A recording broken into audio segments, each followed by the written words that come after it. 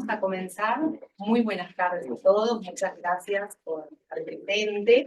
Damos comienzo a la cuarta actividad del ciclo cultural FEDEI 2024. Se titula Montevideo y el Río de la Plata en la historia de la educación. Ideas y formación. Antes de comenzar y presentar a nuestros panelistas, voy a dejar en uso de la palabra al doctor Fernando Aguerre, el director del CER.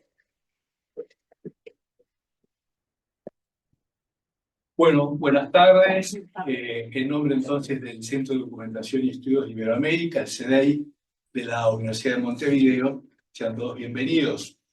Estas son unas breves palabras, nada más, sobre todo en primer lugar para agradecer a la doctora Monreal, a la doctora Silvana Espiga y al doctor Romeo Pérez Antón, que muy rápida y generosamente aceptaron la invitación a participar en esta mesa redonda. Y por eso hoy es un gusto recibirlos y expresarles nuestro agradecimiento, nuestra satisfacción y escucharlos. Esta es la cuarta actividad de este ciclo que hoy se lleva a cabo en la sede de la universidad. Quienes han seguido el ciclo en forma presencial o lo ven a través del canal de YouTube de la universidad, saben que con este ciclo hemos querido acompañar el comienzo, digamos, de la celebración del proceso fundacional de Montevideo.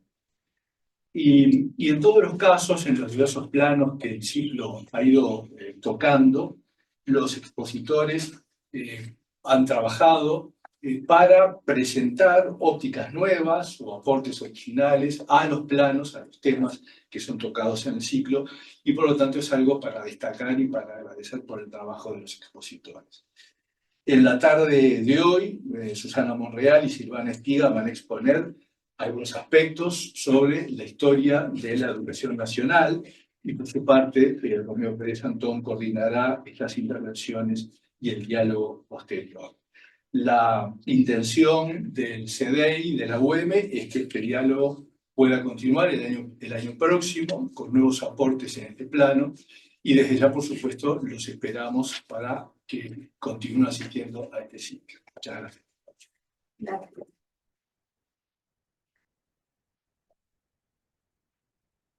Antes de dejarlos en uso de la palabra, voy a leer una breve presentación de cada uno de nuestros expositores.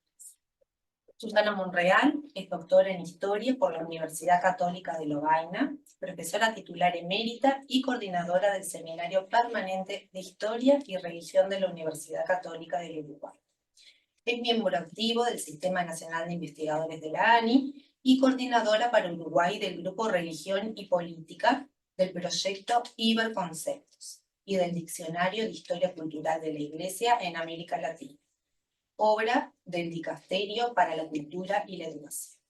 Su publicación más reciente en el tema de la presentación de esta tarde es el capítulo del libro El complejo itinerario de las hermanas dominicas de Santa Catalina de Siena de Albi, en perspectiva transnacional y transcultural, publicado en el año 2023 en Tucumán. Y Mujeres consagradas en el Cono Sur en la segunda mitad del siglo XIX, Inmigrantes sin fronteras, publicado en francés en el año 2021. Silvana Espiga es doctora en Educación por Modelar, magíster en Historia por la Universidad de Montevideo. Es docente e investigadora en Historia, especializada en Historia Social de la Infancia y de la Educación. Espiga es docente efectiva en el CFE y directora de tesis en Francia. Integra el Sistema Nacional de Investigadores de la ANI y es co-directora en el Grupo de Investigación Políticas Educativas, Cuerpo y Currículum en la UDELAR. Actualmente es presidenta de la Sociedad de Historia de la Educación del Uruguay. En el año 2024 publicó, en calidad de coordinadora, el libro Estudios de Historia Social de la Educación en Uruguay, Debates, Sujetos, Prácticas y Discursos. Los artículos más recientes que ha publicado se titulan La construcción de las infancias como sujetos sociales y de derecho en el Uruguay del siglo XX, y las construcciones de género y emocionalidad en las infancias a través de los textos de lectura escolar, Uruguay 1900-1930, ambos en Córdoba. Romeo Pérez Antón es doctor en Derecho y Ciencias Sociales por la UDELAR. Es docente e investigador en Ciencia Política y Relaciones Internacionales, especializado en partidos políticos uruguayos, teoría democrática y teoría de las integraciones supranacionales. Ha sido rector de la Universidad CLAE, grado 5 en UDELAR, y docente de la Universidad de Montevideo y la Universidad Católica de Uruguay. Docente en diversas universidades extranjeras. Consultor de la Comisión Europea, el PNUD y el BID. Su publicación más reciente se titula La apertura ontológica de José Enrique Rodó, libro publicado este año en la ciudad de Buenos Aires. Ahora sí, los dejo en uso de la palabra. Muchas gracias, Natalia. Bueno, comencemos con la exposición de Silvana. Bueno, primero quisiera agradecerle al CDI la invitación en esta mesa y con este tema tan importante, ¿no? De repensar el tema de las experiencias y las ideas en la educación, y a los presentes por su tiempo. En particular, cuando a partir de la propuesta de Montevideo y el Río de la Plata en la historia de la educación, traté de focalizar en aquellas cuestiones que dieran cuenta de la circulación de ideas, de los aspectos y de las prácticas en distintos proyectos, pero no desde una mirada institucionalista, sino desde las personas. Entonces, la propuesta pasaba por experiencias, aportes y saberes en la construcción pedagógica del sujeto infantil, en las ideas de Enriqueta Conti-Riquet, Paulina Luisi y Anne-Marie Seibold, desde inicio del siglo XX hasta mediados del siglo XX, focalizando en esto de la influencia, adopción y adaptación del escolarismo. Focalizar los estudios de la educación en clave regional y en una escala de análisis que permita visibilizar la acción de los pedagogos, pedagogas y enseñantes, posibilita ver las dinámicas en que las ideas circulan, promoviendo nuevos saberes y prácticas. Sociedades académicas, políticas educativas, viajes, libros, bibliotecas, congresos, encuentros, conferencias y diálogos, o mesas como esta, forman parte de una red de eventos, espacios y circunstancias que posibilita efectivizar el encuentro con experiencias y conocimientos. A la hora de estudiar la circulación de los saberes, el rol de los investigadores, de los pedagogos y docentes es crucial para comprender las dinámicas que posibilitan promover, proyectar y sistematizar cambios a nivel pedagógico, cultural, social y político. Un breve recorrido de algunas trayectorias personales nos permite dar cuenta de los vínculos y relaciones a nivel regional, así como la convergencia de procesos e ideas. A partir del análisis de la injerencia del escolanovismo, proponemos dar cuenta de las formas, en apariencia simples, en las que transitaron las ideas en la educación uruguaya desde fines del siglo XIX. En particular, focalizamos en las cuestiones que implicaron un cambio sustancial en relación con las nociones del sujeto infantil. Este enfoque permite atender a la particularidad de los procesos y maneras en que los actores educativos involucrados desarrollaron sus posiciones y posibilita dar cuenta de que la educación no fue una cuestión improvisada. Hubo una apuesta política y social, una jerarquía y confianza en el profesional de la educación. Por otra parte, las experiencias aprendidas desde las escuelas activas dieron lugar a centrar las cuestiones políticas y pedagógicas en la infancia, sin dejar de lado las particularidades y problemas de la sociedad latinoamericana. Como todo estudio histórico, no pretende tener un alcance general ni unívoco, sino situado en momentos y experiencias. Un punto de encuentro y debate inicial lo señalo y lo marco en el Congreso Pedagógico de 1882. Que voy a hablar del siglo XX, pero como corresponde a la historia, vamos un poquito para atrás. No podemos dejar de mencionar la creación de la Sociedad de Amigos de la Educación Popular. Ejemplo clave que logró articular intelectuales, experiencias, ideas que a posteriori tuvieron su lugar en la Dirección General de Instrucción Pública. En clave regional, el Congreso Pedagógico de 1882, realizado en Buenos Aires, expuso los problemas comunes que convergen en la región. La presencia de los inspectores regionales de inicio da la importancia política y social que se le dio al gobierno de la educación.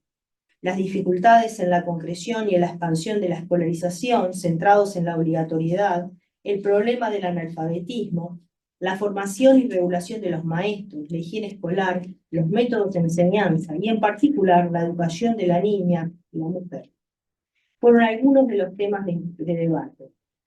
El Congreso reveló la cuestión política, cívica y pública de la educación, aspectos que se continuaron debatiendo en los congresos de maestros y en los congresos panamericanos del niño. Una de las cuestiones que destacamos es el desplazamiento que se produce de los temas burocráticos a los pedagógicos y metodológicos. Como señala Soswell, no alcanza con crear escuelas, tampoco con incorporar a los niños al sistema escolar. Era necesario promover una renovación de la metodología de la enseñanza. No podemos dejar de señalar otros encuentros que también iban en relación con pensar a las infancias como sujetos sociales, no solo escolares. En tal sentido, los congresos americanos del niño fueron otro clivaje en lo que los educadores, médicos, juristas y psicólogos debatían y exponían la vulnerabilidad de esta población. En particular, menciono el segundo Congreso Americano del Niño que se celebró en Montevideo en 1919. Atender a la infancia de los males de la época era una cuestión social. Desde fines del siglo XIX en América Latina, y más intensamente en las primeras décadas del siglo XX, la cuestión de la infancia generó importantes debates públicos y estudios dentro de las miradas médicas, jurídicas, pedagógicas y asistenciales. Salud, pediatría y educación fueron los campos de conocimientos presentes en los congresos, aunque con mayor énfasis en los temas médicos. Los congresos también permitieron establecer redes de circulación de conocimiento, difusión y cooperación en clave local, latinoamericana y global.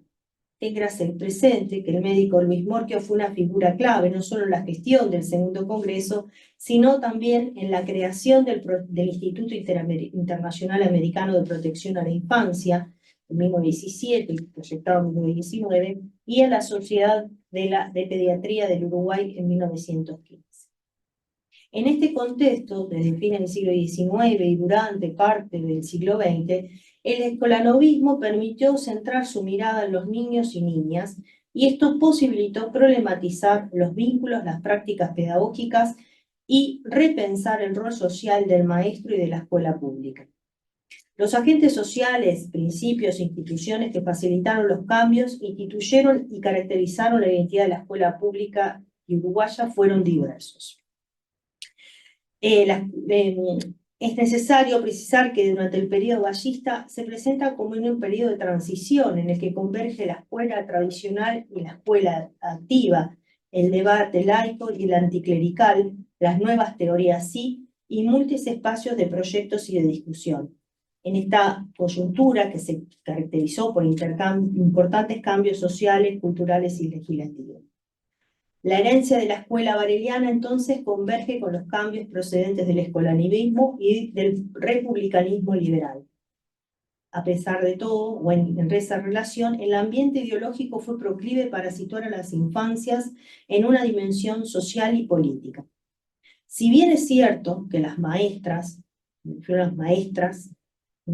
no ocuparon cargos institucionales jerárquicos como el inspector nacional de la Dirección de Instrucción Pública, o el posterior Consejo Nacional de Enseñanza Primaria y Normal, ello no opaca la importancia y las iniciativas que tuvieron en la construcción, implementación y sostén de la reforma educativa vareliana, en lo cotidiano y en la creación de proyectos y escritos que dan cuenta de su rol activo y participativo.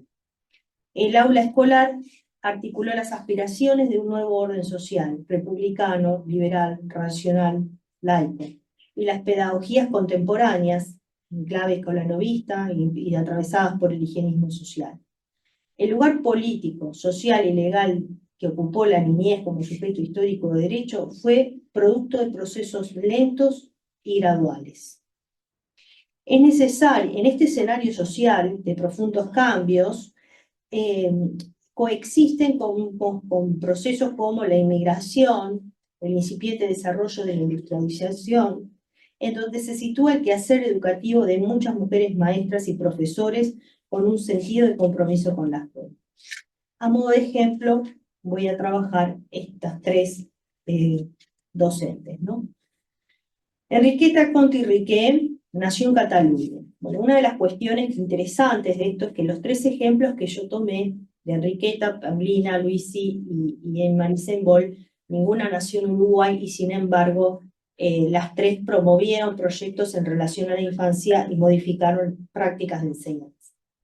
De pequeña se radicó en el país, egresó en 1886, fue la primera directora de jardines de infantes, publicó, fundado en 1892, bajo la Inspección Nacional de Urbano Chucarro. La idea de crear una escuela diferente, elemental y frobeliana se fundamenta en la crítica que Enriqueta Conti Riquet realizaba al funcionamiento de las escuelas de primer grado. Al igual que Horticú, centró su mirada en la infancia e ideó para los más pequeños otras nociones de disciplina, donde el castigo, en base al temor, a la sanción o a la manipulación, no estaba presente como estrategia de control en el comportamiento de los niños. Entendía que los vínculos debían gestarse desde el respeto y el afecto y hallaba las causas del comportamiento disfuncional del niño en el propio maestro. Fue vocera de procurar la autonomía y la confianza en los niños y niñas en base a la influencia del pensamiento pedagógico de Rousseau, Pestalozzi, Montessori, Dewey, Delacroix y Freud. Por ejemplo, en su jardín de infantes, los hechos de indisciplina eran abordados de manera individual o colectiva a través de la lección del incidente. Se conversaba con los niños sobre los hechos sucedidos y se les aconsejaba sin recurrir al binomio premio-castigo. En particular, en el jardín de la docente funda el primer laboratorio de psicopedagogía y en ese entorno concreta las primeras fichas biográficas y pedagógicas, lo que le permitió estudiar a los niños individualmente en su entorno y contexto y producir nuevos saberes. Leonor Horticú y Enriqueta Conti Riquet fueron actoras activas en el primer Congreso Nacional del Maestro de 1933. Conti Riquet planteó la pobreza relativa de los estudios profesionales del magisterio, así como la carencia de especialidad y orientación científica. En función de este diagnóstico, propuso que las escuelas normales se organizaran como facultades y las escuelas de práctica se transformaran en clínicas de observación y experimentación. Por su parte, Leonor Horticú, en defensa de una concepción contraria, respaldó la convicción de que los estudios de carácter normalista preparaban lenta e insensiblemente el espíritu para la función magisterial. Estas líneas muestran el compromiso político y social con la educación sostenido en el tiempo, la preocupación de la formación magisterial y sobre todo las concepciones de infancia en cuestión, el estudio sobre ellos y el vínculo pedagógico acorde con los nuevos aportes de la pedagogía y la psicología. En particular, las biografías, una forma de sistematizar el conocimiento particular sobre cada niño y niña. Y cito Enriqueta: apenas di comienzo a las funciones de la escuela, manifesté a mis compañeras del trabajo que el niño debería ser atendido y estudiado individualmente, tomando nota de todas las manifestaciones que le fueran características en el orden físico, intelectual y moral. Enriqueta Conti Riquet propuso pensar en la infancia como una etapa particular, situada y específica. Su rol de educadora y las circunstancias de ser la directora de la Escuela de Segundo Grado número 12, profesora de Instituto Normal, multiplica para nosotras las oportunidades de cambiar ideas que comúnmente giran alrededor del niño, la escuela y los maestros. Es así como definió nuevas prácticas, métodos de estudio sobre la enseñanza como las biografías y promovió pensar nuevas formas afectivas y respetuosas hacia el niño, aspectos que hoy se reconocen significativamente en la vigencia de su pensamiento. Vale decir que muchas de estas cuestiones de Orticú y Enriqueta Contirriquet también llegan a través de viajes realizados que permitieron replicar ciertas experiencias. Por otra parte, Paulina Luisi, que entre 1875 y 1949 nació en Colón, Argentina, vivió desde niña en Uruguay, se nacionalizó en 1937. Fue maestra y primera médica egresada de la Facultad de Medicina en 1908, mujer universitaria. Tuvo a su cargo la cátedra de ginecología de la Facultad de Medicina, activista feminista, representante en la Sociedad de Naciones, miembro del recién fundado Partido Socialista, perteneció a la Federación Femenina de las Américas desde 1911 y fundadora del Consejo Nacional de Mujeres en 1916 y la revista mensual Acción Femenina, publicada entre 1917 y 1925. También con sus hermanas, ¿no? Clotilde y Luisa, y Enriqueta Contirriquet también, conocidas.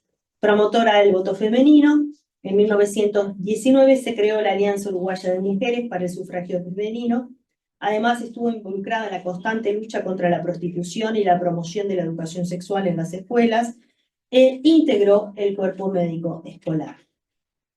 En 1938 formó parte de la Delegación para la Infancia Evacuada de la Guerra Civil Española.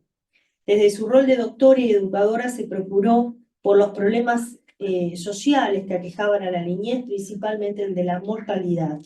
En particular, desde su acción en el cuerpo médico escolar, fue una institución que se involucró en los cánones de aprender y enseñar los estilos de vida moralmente saludables. Además, ocupó un lugar importante a la hora de proponer cambios en las concepciones pedagógicas referidas a la enseñanza sexual. En la conferencia ¿Qué es la higiene social?, Luisi explicaba que la mortalidad en la primera infancia debe pues considerarse como una enfermedad social.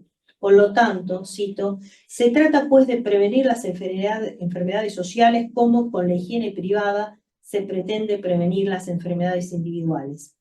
En tal sentido, la higiene social tiene por objetivo colocar a los individuos y a las agrupaciones humanas en las más favorables condiciones de resistencia para protegerse contra los avances de los males que debilitan la salud de los individuos. En este contexto de difusión de los nuevos preceptos higienistas, situó el rol social y bisagra del maestro, nexo entre las políticas sanitarias públicas promovidas desde el Estado y el hogar. Téngase presente que los cambios sociales y económicos del siglo XIX y principios del XX, así como el impacto de los grupos migratorios, dieron lugar a estos proyectos higienistas. Paulina Luisi, acorde al ambiente ideológico y social del principio de siglo, presentó una pedagogía genésica donde en un ambiente de maestros con el fin de la educación sería la educación profiláctica de las grandes enfermedades sociales, no solo en el terreno puramente de la higiene física, es decir, no solo en la profilaxis sanitaria, sino también en lo que toca, y estoy citando a Paulina, la profilaxis moral. Por enfermedades sociales, Luis entendió que son vicios materiales de consecuencias malignas para la sociedad y la raza, drogas nocivas como el alcoholismo y las toxicomanías. Son vicios morales de iguales consecuencias disolventes como la pornografía, la prostitución y el proxenetismo. Ella también estuvo involucrada en todo lo que tiene que ver con la trata de, en ese momento llamada trata de blancas. El trabajo de Luisi dejó en evidencia los límites de las medidas de las autoridades educativas. Expuso la urgente necesidad de dar nociones verdaderas de enseñanza sexual, entendiendo por ello, y cito, la acción pedagógica que tiende a someter el instinto sexual a la acción de la voluntad bajo el contralor de la inteligencia instruida, consciente y responsable, tanto a nivel primario, secundario y de facultad. En 1918 presentan en la conferencia del Comité Abolicionista Uruguayo-Argentino realizado en Montevideo, el Plan y Métodos de Enseñanza Sexual publicado en los Anales de Instrucción Primaria. Advierte que los programas vigentes de las escuelas se presentan las relaciones humanas como, cito, se tratasen de seres asexuados, o como si en el transcurso de la vida viviera cada uno de los sexos separados y aisladamente. Sostuvo que la educación sexual debía incluirse desde que el niño nace a la inteligencia, relacionando a tres aspectos: la educación de la conciencia moral, la institución científica o la adquisición de conocimientos necesarios a la inteligencia, y la instrucción moral, es decir, la enseñanza de la ética y la deontología. El sentido y la necesidad de esta enseñanza fueron preventivas en principio. Sostiene que temas más delicados, como el de las enfermedades sexuales, deben ser tratados al mismo tiempo que otras plagas sociales, como la tuberculosis, el alcoholismo o el analfabetismo. Bisi distinguió la instrucción sexual de la educación sexual. La primera correspondía a la información y conocimientos científicos de la materia, y la segunda con un concepto más integral, en acuerdo a valores y al individuo en sociedad. El discurso médico, racional y laico apeló a la responsabilidad moral del individuo, quien podía atentar contra la familia y la sociedad. El objeto del discurso médico higienista no fue solo informar, prevenir y persuadir desde el conocimiento científico, sino que también se buscó reprimir determinadas conductas y producir nuevas nociones de salud e higiene, cuerpo y moral. Se estableció así una moral higiénica, científica y disciplinante que formó parte del discurso escolar. En el segundo Congreso del Niño se manifestó la urgente necesidad de instruir a los estudiantes para evitar dolencias infecciosas planteadas ya en los anales de instrucción primaria en 1919 en la sección Higiene y Asistencia. Ahí se acordó que se declare obligatoria en todas las escuelas de América la enseñanza sanitaria para la profilaxis de la tuberculosis, la sífilis, el alcoholismo, los quistes didácticos y el paludismo, que se organicen por parte de las autoridades correspondientes, comisiones médicas especiales y exclusivamente destinadas a despistar la tuberculosis en la vida escolar. La educación sexual no se incluyó en los programas escolares, a pesar de los datos sobre la sífilis, que afectaba principalmente a los pequeños, provocando altos índices de mortandad infantil. A pesar de ello, Paulina Albisi tuvo a lo largo de su carrera profesional una acción social y política comprometida y no dejó de insistir en la urgencia de los cambios. Paulina fue consciente de las implicancias sociales y políticas hacia su persona. Hace ya, dice ella, 13 años, en 1906, fui tildada revolucionaria y anarquista por haberme atrevido a proponer a las autoridades de la antigua Dirección de Instrucción Pública la introducción de nociones de enseñanza sexual en los programas de las escuelas normales y de tercer grado. Como plantea Saprissa, Paulina vivió una lucha contra su ambiente misógeno, aldeano y chato. Sin embargo, recibió reconocimientos tempranos. En 1913, el gobierno reformista del presidente José Valle Ordóñez le encomendó a estudiar medidas de higiene y social en Europa. El tema del cuerpo infantil no se quedó a principios del siglo. También sigue pendiente a mediados del siglo XX, pero en este caso relacionado con la gimnasia, el deporte y el juego. El cuerpo infantil fue una cuestión presente en los proyectos constantemente. La noción de cuerpo sano fueron atravesadas ahora por el neohigienismo. Brevemente voy a mencionar cómo hubo un desplazamiento de los discursos higienistas a cuestiones relacionadas con el movimiento, el juego, el descanso y la recreación.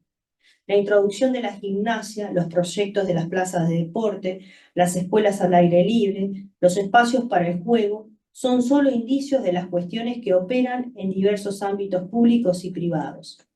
Para dar cuenta del carácter de la permanencia y el carácter procesual de estas cuestiones, voy a referir a la obra de Ceibol en la región y en Uruguay. Este tema nosotros lo desarrollamos en el coloquio que se hizo en junio de Historia de Educación Física en Paysandú junto al maestrando Alberto Mayada. Bueno, Anne-Marie Ceibol nació en Nuremberg, Alemania Occidental. Era graduada en Educación Física, doctora en Pedagogía y Psicología, ayudante del Instituto de Educación Física de la Universidad de Múnich, asistente del Instituto de Educación Física de la ciudad de Irland, y de la Escuela Superior de Pedagogía de Nuremberg recibió el premio Cardien en 1957. En 1969, en Buenos Aires, se contaba ya con la presencia de su obra, Gimnasia con sogas, Gimnasia con pelota, Nueva pedagogía de la educación física y Principios pedagógicos en la educación física. Las obras de Ceibol se sitúan en la perspectiva de la pedagogía crítica, que, alejándose de los preceptos de las nociones del cuerpo de la pedagogía sueca. Y tuvo sus antecedentes en el escolarismo de inicio del siglo XX. Como señala Sinola en su investigación, la autora alemana incorpora aportes de la pedagogía natural de Rousseau, Pestalozzi, Froebel, de la psicología del deporte y la actividad física, de Newman, de la psicología gestáltica, de la Escuela de Berlín y de los estudios fisiológicos de Rush. La preocupación permanente en la corriente alemana era hacer explícita la relevancia de los ejercicios físicos para la educación y la formación de los jóvenes. En este punto radica la preocupación central de la educación física, que tendrá al deporte, la gimnasia y el juego y a la danza como agentes que posibiliten el desarrollo del niño y su vitalidad. Las principales obras de la autora fueron los Principios pedagógicos en la educación física y Principios didácticos en la educación física, la cual dieron un nuevo sentido a la enseñanza educativa en la región del cuerpo, el deporte y la gimnasia.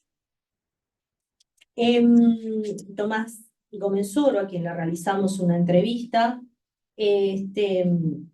señala que estas obras, Nueva pedagogía en la educación física, Gimnasia y juego con la soga, eran conocidas hacia 1960 y 1970, que fueron impartidas desde Buenos Aires y circulaban entre docentes y estudiantes.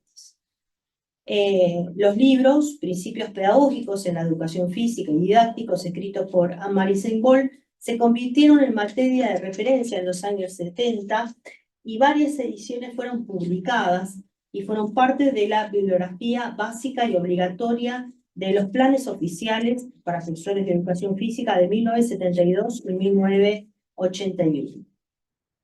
Sin embargo, para otros autores, como Jiménez y Cere Quintero, afirman que estos principios no tuvieron una gran repercusión ni arraigo en la formación de profesores de educación física uruguaya. Un punto ahí de tensión, ver el impacto de esas ideas. Sin embargo, nosotros lo que nos interesaba es ver cómo llegan las ideas, ¿no?, de Ceibol a Montevideo. En 1969, en Buenos Aires, se desarrollaron las segundas jornadas internacionales de gimnasia y recreación, que fueron organizadas por el Servicio Educativo Argentino, dirigidas a maestros, profesores y estudiantes de educación física. En este caso, se contó con la presencia de Ceibol, que estuvo en distintos lugares de América Latina, Brasil, Perú, Buenos Aires, pero no estuvo en Montevideo. Sin embargo, sí fueron varios docentes de Montevideo a este congreso, fueron unos 25 docentes uruguayos a las jornadas, que asistieron en representación del Club Banco República y que en dicha instancia tuvieron la posibilidad de realizar una entrevista con Ceibol, que después es transcrita y bibliografiada, y es la fuente que utilizamos para ver cómo circulan las ideas, ¿no?, que aparte fueron becados, bueno, está todo muy detallado. Los cursos disponibles fueron gimnasia, jazz, gimnasia con elementos, gimnasia orgánica, gimnasia natural y formas de entretenimiento, elementos de recreación, danzas folclóricas y seminarios académicos. En Argentina, la corriente alemana, y en particular de Ceibol, se constituyó en una referente académica por sus ideas paidocéntricas, centradas en la infancia, y tuvo un anclaje muy importante en las prácticas de educación física infantil. Su seminario se centró en explicar los métodos de enseñanza aplicados en Alemania y transmitirlo. Como manifestó en su momento Gómez-Oro en la entrevista, esta instancia no fue menor, ya que dio lugar al encuentro con sus ideas para estudiantes y profesores uruguayos. La transnacionalización de la educación física para las primeras infancias estuvo condicionada en buena medida por la indudable presencia de la gimnasia alemana y sus significaciones acerca de la importancia del ejercicio natural.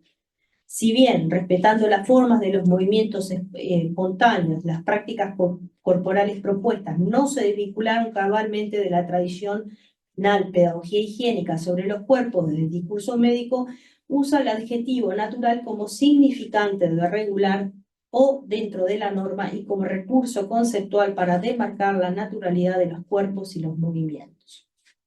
Las investigaciones referidas dan cuenta de la confluencia de ideas, aportes y tensiones curriculares y de las prácticas de enseñanza y aprendizaje. También se observa la continuidad de profundización de las ideas del escolanovismo hacia la década del 60, lo cual destaca la importancia de los encuentros académicos en la difusión de sus ideas y su transnacionalización. Para terminar, simplemente creo que estos 3 ejemplos dan cuenta de la convergencia regional de procesos educativos, de la transnacionalización de prácticas, personas e ideas, que desde fines del siglo XIX a mediados del siglo XX, las formas de difusión estuvieron intrínsecamente relacionadas con grupos sociales que estaban directa o indirectamente vinculados a la gestión del gobierno o que incluso formaban parte de él. Los congresos, los encuentros, las publicaciones, la circulación de libros, fueron parte de la exposición de los nuevos saberes. Sin embargo, a partir del caso de Seibor, vemos como otros actores también dan cuenta de cómo las bases pueden operar en la difusión de las ideas. Bueno, por acá cierro. Gracias. Gracias, Silvana. Oímos ahora a Susana Real.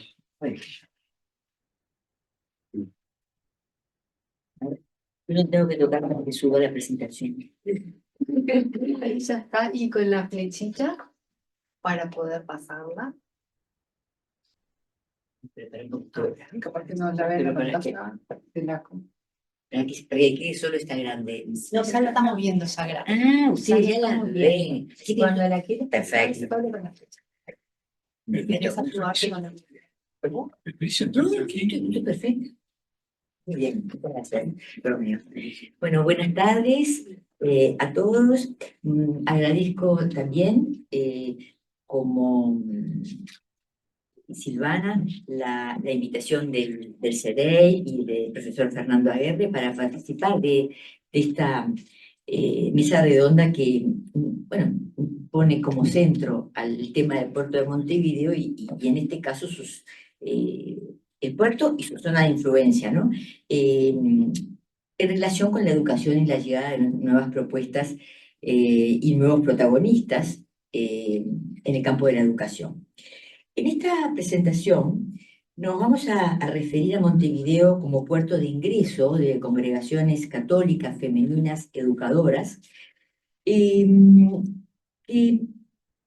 aquí ya tengo el tablero, que estaban teniendo lugar al mismo tiempo y tal vez en mayor número en otros puertos de la región. Es decir, este es un tema que integra historia de educación e historia religiosa y que también de alguna manera intenta ver lo que está pasando un poco en el cono sur. Y, a ver, vamos a no meter la pata porque esto... Vamos bien, vamos bien. En esta breve presentación vamos a detenernos en 3 puntos. En primer lugar, un nuevo tipo de vida religiosa en el siglo XIX que llega también a América Latina. En segundo lugar, la llegada de religiosas inmigrantes sin fronteras y dedicadas a la educación. Y en tercer lugar, la propuesta de lo que se ha llamado un nuevo estilo de educar a las niñas. En primer lugar, de ahí ya tenemos el... está bien. En grandes líneas vamos a comenzar dirigiendo nuestra mirada hacia los grandes cambios que se produjeron después de la Revolución Francesa en Europa y especialmente en el campo de la vida religiosa. Esta gran revolución política que todos conocemos y que influyó en todo el continente impactó fuertemente en la vida religiosa. Esta crisis se vería agravada por la vinculación del catolicismo con la monarquía, por las tendencias secularizadoras que fueron muy fuertes a partir de 1790, el desarrollo de la filosofía racionalista en los sectores sociales de mayor influencia, y por la ignorancia religiosa de las clases populares. Por razones muy complejas que ahora no vamos ni a comentar, las autoridades revolucionarias suprimieron órdenes y congregaciones religiosas. Sin embargo, a comienzos del siglo XIX se dirigió hacia la religión cristiana, incluso en el periodo napoleónico, una mirada nueva, no siempre piadosa, pero que comenzó a desarrollar una religión, una corriente de pensamiento que valoraba a la religión cristiana como una, digamos, una religión humanizadora y creadora de civilización. En este caso, bueno, la obra de René de Chateaubriand y su genio del cristianismo es un buen ejemplo. En este contexto también aumentaron las vocaciones religiosas y por un lado se restablecieron las órdenes históricas y por otro surgieron una enorme cantidad de congregaciones femeninas y masculinas consagradas fundamentalmente a la educación y al trabajo social, cuidado de enfermos, de huérfanos, de viudas, etc. Y estas fundaciones se caracterizaron por una forma de vida que era novedosa, que la historiadora francesa Elisabeth Dufour ha llamado catolicismo de movimiento, y que, a ver, podríamos llamar también lo que llamamos la vida religiosa activa, ¿no es cierto? El catolicismo de vida activa, contrario a la vida monacal. Nosotros nos vamos a enfocar en las congregaciones femeninas, sin dejar de comentar que en esta época surgió también una gran cantidad de institutos de hermanos educadores. Es decir, en esta época que se fundan, voy a nombrar a los que tenemos acá, a los hermanos maristas, a los hermanos de la Sagrada Familia, a los hermanos corazonistas que están en el Reducto, a los llamamos hermanos de la Mené, que tienen un nombre muy diferente, se llaman hermanos de la instrucción cristiana de Ploermel, son de Bretaña, pues nunca nadie supo en Uruguay que tenían tal pintoresco nombre. Volviendo a nuestras mujeres, entre 1800 y 1880, solo en Francia se fundaron más de 400 congregaciones femeninas de vida activa y más de 200.000 mujeres ingresaron a la vida religiosa. Y tengo un problema porque perdí la... No la perdí. En Italia, que estaba en proceso de unificación, sucedió algo parecido, menor número, se crearon 200 congregaciones femeninas, la mayor parte en el norte de la península, y una característica de todas estas fundaciones es que tuvieron un fuerte espíritu misionero, es decir, prácticamente a los 20, 30 años de fundación estaban saliendo, aunque hay excepciones que a los 4, 8 años de fundadas salían hacia otros continentes. Y la mayoría de las congregaciones que llegaron a América Latina y las que llegaron a Montevideo son de origen francés y de origen italiano. Y vamos a nuestras inmigrantes sin fronteras. Desde 1838, y por eso puse las 4, me parecen 3, pero serían 4 flechitas, fueron llegando a la región un gran número de institutos por los puertos de Valparaíso, y es donde primero llegan, de Buenos Aires, de Montevideo y de Río de Janeiro. Y no es para que puedan leer esto, sino para que vean que son una cantidad. Las que están en rojo son las que entran a Montevideo. Normalmente llegan a un puerto, pero no vienen nunca con un proyecto de quedarse en un país, sino que siempre está el proyecto regional, se empiezan a mover enseguida. Y no lo podemos detener, pero algunas como que se quedaron en algunas regiones. La única congregación que no fue especialmente educadora, pero impresiona tenerlo en cuenta, las hermanas vicentinas, las hijas de la caridad, se instalaron en todos los países, entre el siglo XIX y el siglo XX, en todos los países de América, desde Chile y Argentina hasta Canadá.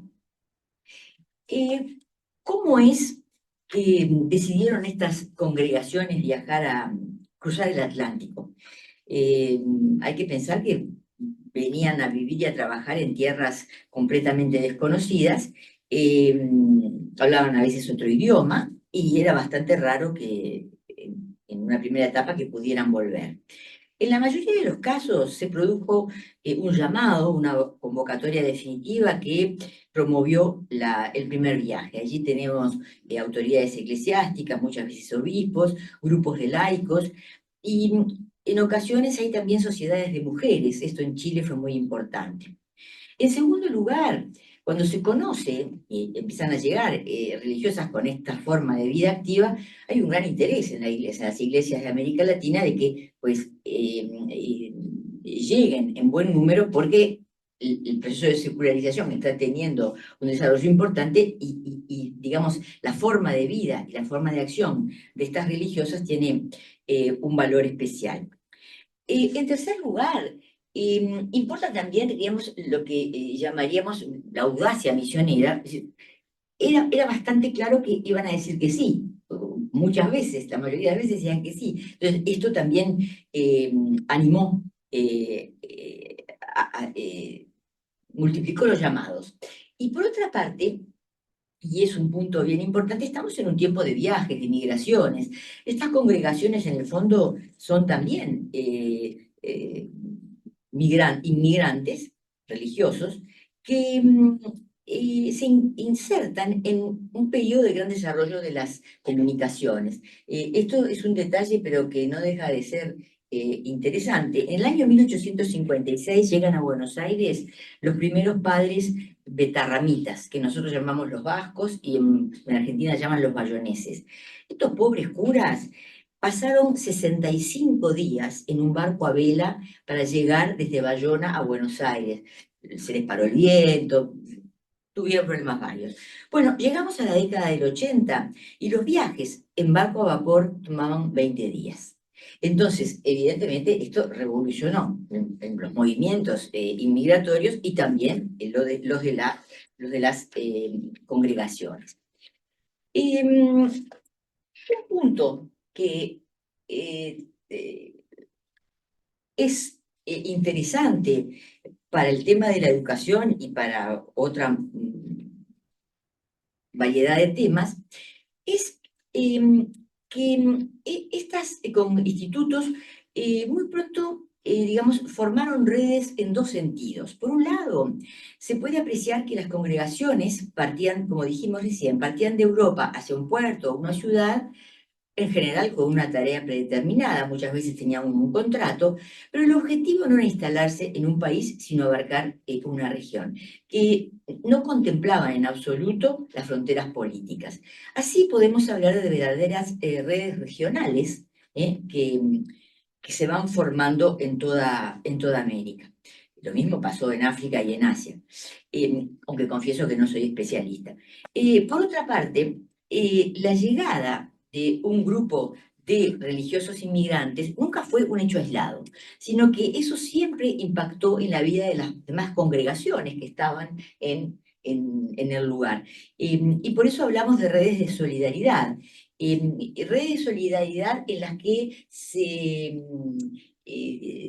integran congregaciones masculinas y femeninas. Ahí tenemos un ejemplo, cuando llegan las hermanas dominicas de Albi en el año 1874, la primera que llegó fue una hermana 2 años antes, venía con una enferma, la enferma se le murió en la Isla de Flores, la pobre hermanita baja sola, habla solo francés, entonces la reciben las hermanas del huerto, y esas son las hermanas que desde el Hospital de Caridad la ubican.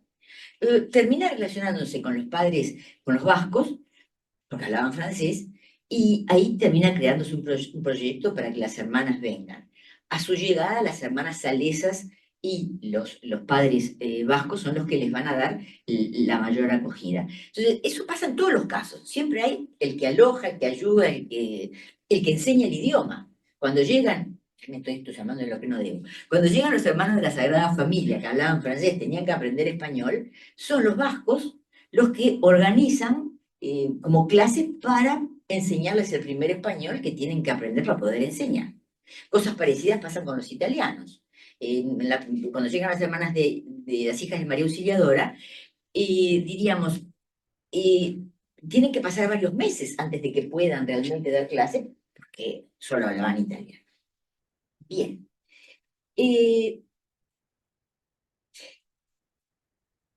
Muy brevemente, pero refiriéndonos a las redes regionales, hay dos puertos que jugaron un rol muy significativo como puertas de entrada de congregaciones, que muy pronto cruzaron fronteras. Es el caso de Valparaíso y de Montevideo. Fíjense, este mapa no es muy claro, pero llama la atención, que es lo importante. Son muy numerosas las congregaciones femeninas que ingresaron a la región a través de Valparaíso y que muy pronto pasaron a Argentina o a Uruguay, porque no siempre es en el mismo sentido. La Sociedad del Sagrado Corazón de Magdalena Sofía Barat, la congregación, las hermanas del Buen Pastor, las hermanas de la Caridad Cristiana de Paulina von Mallinckrodt, que nosotros llamamos las alemanas, y para mi sorpresa me enteré hace muy poco que en Argentina las llaman las Mallinckrodt. Todo tiene un vocabulario especial. Y bueno, las vicentinas, a donde primero llegaron fue a Chile. En el caso de Montevideo,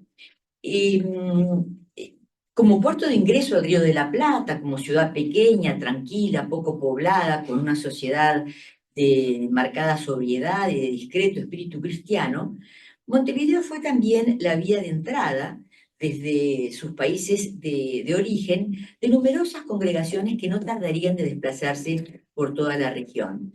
Y es bastante interesante porque estas congregaciones después fueron muy fuertes en la región, pero mantienen su casa madre en Montevideo. En grandes líneas, por Montevideo entran las Hermanas del Huerto, y se van a pasar a Argentina inmediatamente y van a fundar colegios que mantienen en Río Grande del Sur y van a llegar a tener un colegio en Río de Janeiro que ya no tienen.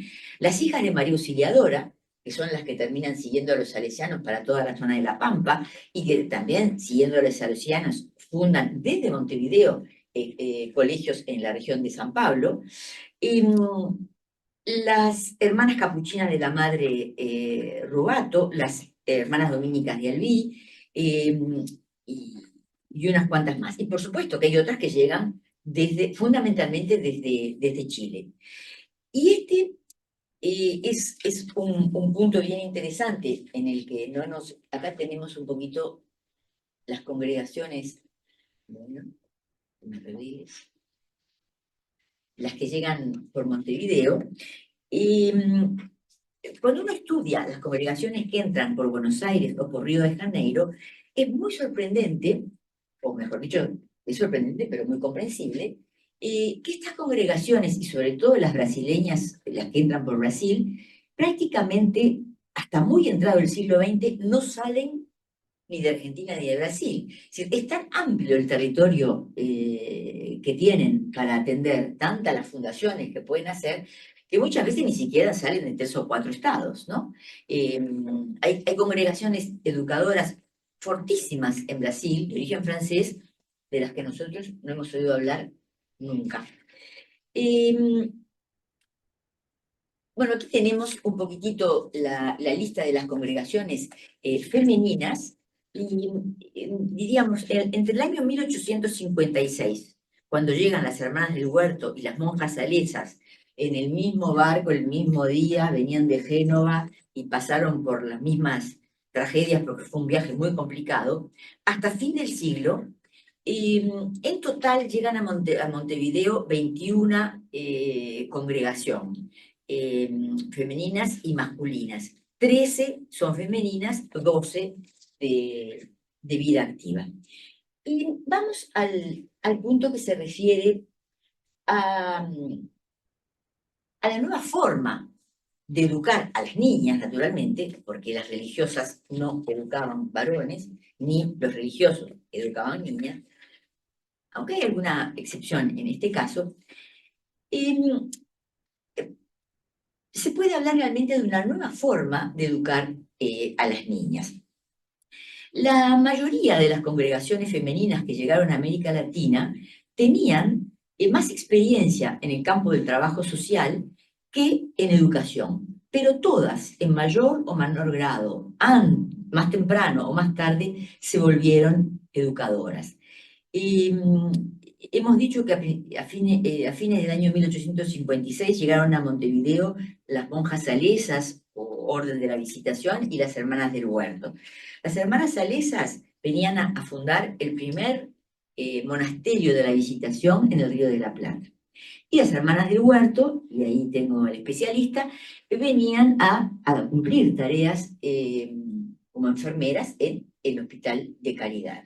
Pues las dos congregaciones en pocos meses tenían una escuelita, porque la presión era impresionante. Incluso congregaciones que no querían saber nada con la educación, como el caso de las Vicentinas, tomaron el asilo de mendigos en la Unión, al poco tiempo tenían una escuelita ahí al lado. Y aquí explicamos un poco, si por las demandas de la sociedad local, las presiones eran grandes. Fíjense que estamos en el 56, no tenemos todavía reforma educativa ni una red de educación de gestión pública muy amplia. También hay evolución interna en los institutos. Es el caso de las dominicas, que eran hermanas cuidadoras de enfermos, veladoras, sobre todo por la noche, las que llegan y lo que hacían en el sur de Francia, pero sobre todo, además por el perfil de algunas superioras, se van a volver esencialmente educadoras. Y por los pedidos de la Iglesia uruguaya, los obispos o los vicarios fueron muy, pero muy insistentes en este punto. Lo que estamos viendo aquí es como una cadena, y podía llenar 4 diapositivas, de los colegios que las Hermanas del Huerto fueron fundando. Allí tenemos el Colegio de Montevideo, el Colegio de Buenos Aires, el Colegio de Santa Fe, de Rosario, pero en cada ciudad capital de la Argentina sigue habiendo un Colegio del Huerto, uno lo encuentra a 1 cuadra o 2 cuadras de la plaza. Y allí tenemos los 2 colegios que mantienen en Río Grande del Sur, un colegio en la localidad de Don Pedrito y otro colegio en Uruguayana, que son colegios grandes, como podemos ver. Un ejemplo interesante en el campo de la educación es las Hermanas Dominicas. El nombre es Congregación de Hermanas Dominicas de Santa Catalina de Siena de Albi. Las Hermanas Dominicas Francesas o Hermanas Dominicas de Albi, que se dedicó, es la primera congregación francesa que se dedicó plenamente a la educación en Uruguay. Cuando las hermanas llegaron a Montevideo, se instalaron en el centro de la ciudad, en una casita pequeña, y eran hermanas veladoras, se cuidaban enfermos de noche. Pero muy pronto organizaron, estoy citando las memorias de una de las primeras hermanas, está traducido, una pequeña clase de negritas, ellas decían negrillon, y de niños pobres. La llegada en el segundo viaje de la hermana Dominique Roch, esta hermana es fundamental porque además fue la primera superiora provincial y era una mujer con un perfil muy especial porque había fundado el único colegio grande que las hermanas tuvieron en Francia, en Pau. Viene como misionera y naturalmente ella mira a la educación y va a tener además el apoyo de las familias católicas más poderosas de la ciudad y muy particularmente de la familia Jackson Erskine. Tanto Elena Jackson de Heber como Sofía Jackson de Buxareo fueron apoyos importantísimos para las hermanas. dándoles locales y apoyándolas económicamente, pero además enviando a sus hijos. La familia, los Herbert Jackson, incluso los varones, porque tuvieron clases para, digamos, como para niños pequeños, acudieron a este colegio.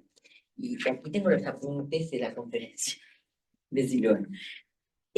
Según, bueno, la primera escuela, y estas son cosas que a veces no sabemos, la primera escuela que las hermanas fundaron en 1874, el mismo año que llegaron, se llamó del Sacré-Cœur, y estuvo ubicada, ahí, esa casa sigue existiendo, es una oficina pública ahora, y se mudaron en el siglo XX al edificio que es ahora el Colegio de los Maristas, Zorrilla de San Martín. El segundo colegio, en el año 1876, lo fundaron en San Juan, el Colegio de Santa Rosa de Lima, en Argentina. Esto es una historia maravillosa porque la expedición que hicieron estas hermanas para llegar a San Juan fue prácticamente como para llegar al lejano oeste. Y la tercera fundación es el Convento y Colegio de Santo Domingo, en el Camino de los Pocitos. Esto estaba en las afueras de la ciudad. Fundaron esa casa, que no es la que es ahora, miren, estas son fotos de fines del siglo XIX, comienzos del XX. Podemos reconocer la esquina. Yo reconozco el primer patio con esa palmera, pero ha cambiado muchísimo, pero se mantiene la estructura. Este colegio era un lugar de descanso, el conventito, para el descanso de las hermanas veladoras y el noviciado, la casa del noviciado, porque muy pronto tuvieron vocaciones, muchas vocaciones, todas. Pero al poco tiempo ya tenían la primera escuela para los niños de la zona. Y a mediados del siglo XX, me pego un gran salto, la congregación ya tenía 10 colegios en Uruguay, en Argentina y en Chile. Nunca tuvieron esa cantidad de colegios en el sur de Francia. ¿Qué consiste esta nueva manera de educar? Que primero se vinculó mucho a las congregaciones francesas, luego se observó que las congregaciones italianas tenían una modalidad muy semejante. Es un modelo claramente transnacional que tuvo que adaptarse, sin embargo, a las características de cada sociedad.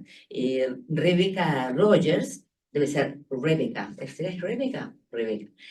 Rogers es una historiadora norteamericana, pero que desde hace muchos años es profesora en la Universidad de Paris-Descartes, de Historia de la Educación, y ha estudiado este tema en particular, que en América Latina ha sido muy investigado. En México, Camille Foulard, para Chile, Alexandrine de la Taille, que suena como francesa pero es chilena, en Brasil, varias historiadoras, Paula Leonardi, Amelia Bittencourt. Bueno, realmente es un tema que interesa mucho. Y vamos a tomar 3 características. En primer lugar, se tomaba la labor educativa como una misión civilizadora. Y esto aparece muy asociado a todo lo vinculado con la Iglesia Católica en la época. No me puedo extender, esto está muy vinculado a la influencia de Jaime Balmes. El propio Mariano Soler escribe en esta época un montón de obras vinculando Iglesia y civilización. Es una constante. En segundo lugar, y sin importar los orígenes de la congregación, los institutos desarrollaron su acción en 2 planos, creando lo que se llamó el modelo de las 2 escuelas. Por un lado, una escuela gratuita, y por otro lado, una escuela paga para las familias de la alta burguesía o de inmigrantes exitosos que financiaban naturalmente la escuela gratuita. Y esta misma fórmula se aplicó en todo el continente, con congregaciones de perfiles diversos, y prácticamente hasta la década, yo confieso que no lo he todavía ubicado claramente, pero en 1940 esto seguía existiendo y en algunos casos hasta 1950. En 1960 ya había desaparecido la práctica de los dos colegios. Y el tercer punto, que es bien interesante y entra en toda el disciplinamiento de la época, hay una nueva forma de educar a las niñas que chocó en algunos casos con las sociedades latinoamericanas. Un sentido especial del orden, de la disciplina, la formación para el trabajo, el valor de la espiritualidad, la calidad de la educación y la calidad del trabajo. Es decir, ¿por qué digo esto? Porque las mujeres no estaban formadas de una manera disciplinada y para cumplir horarios, por ejemplo. Se ha estudiado, cuando decimos ahí el último punto, las sociedades latinoamericanas plantearon resistencias, me imagino que puede haber matices, pero Alexandrine de la Taille ha estudiado mucho ese tema para Chile, y es muy interesante porque cuando las hermanas que van llegando, van fundando los primeros colegios, entonces le dicen a los padres, bueno, las clases empiezan el 20 de febrero. Ah, no, cuando volvamos del campo, traemos a las niñas. Y la madre dice, no, las clases empiezan el 20 de febrero. Entonces, cuando llegan el 20 de marzo, las niñas no entran al colegio, a lo cual no estaban acostumbrados ni por casualidad. Yo me imagino que aquí existiría un poquito más de docilidad. La sociedad chilena aristocrática podría ser más dura. Pero en todo caso, fue un enorme choque porque empezaron a tener que cumplir calendarios, cumplir horarios, es decir, realizar tareas que evidentemente no estaban acostumbrados a realizar. Y sobre todo la idea es el colegio el que establece los planes, los programas, las tareas, y no cada familia. Evidentemente, la implementación de una disciplina firme, con horarios bien establecidos y respetados, fue el primer instrumento en la organización de la vida de estas niñas y después de estas mujeres. Y ya termino. Problema. A través de este tema, bueno, no directamente con la historia de la educación, pero la actividad en las religiosas nos conduce claramente al estudio del asociacionismo femenino y a la actividad de las mujeres en áreas nuevas en el siglo XIX. Esto se trabaja en Europa desde la década del 80, pero es un campo siempre abierto. Yo lo comentaba hoy, nosotros pensamos, bueno, eran buenas mujeres que venían aquí un poquito a ver qué les mandaban a hacer los hombres, y no, estas mujeres tenían que construir un edificio, organizar la gestión, manejar las finanzas, que no siempre eran las mejores, administrar conflictos con las autoridades eclesiásticas, con las autoridades civiles, y ahí el capellán no ayudaba, les aseguro. Por otra parte, es bastante interesante, no se puede generalizar y tampoco se debe idealizar, pensando que eran todas superwomen, porque no es la realidad, pero en general el perfil de las madres superioras era de unas mujeres muy fuertes, ¿no? Muy decididas, con una gran inteligencia estratégica. Por cierto, existe una vinculación real con figuras femeninas, el obispo, el confesor, el visitador, las congregaciones necesitaban un sacerdote porque para la vida sacramental, nomás, por decir algo sencillo, pero es lógico que hubiera consultas frecuentes. Sin embargo, es muy interesante, sobre todo trabajando en los archivos, cómo estas mujeres se manejaban de una manera increíble, ¿no? Y cómo escribían una carta, escribían otra, y muchas veces lograban sus objetivos eran conseguir de un hombre lo que otro hombre les había negado, ¿no? Esto es maravilloso. Por lo cual, no hay, esto que les muestro, perdón que te robo un poquito más de tiempo, este es un libro publicado por una historiadora belga, Christine Suyens, es su tesis de doctorado publicado en Lovaina en 2020, desde ya es maravilloso. Mujeres humildes, monjas poderosas.